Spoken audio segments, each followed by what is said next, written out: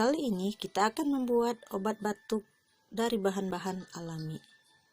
Bahan-bahan yang dibutuhkan adalah 1 buah jeruk nipis, pisau, sendok, telenan, madu murni, dan wadah.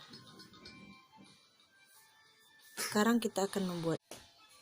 Pertama kita potong, kita belah jeruk nipisnya, kita masukkan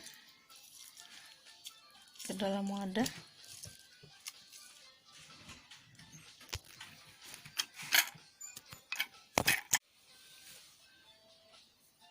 Kita tambahkan madu 2 sendok aja,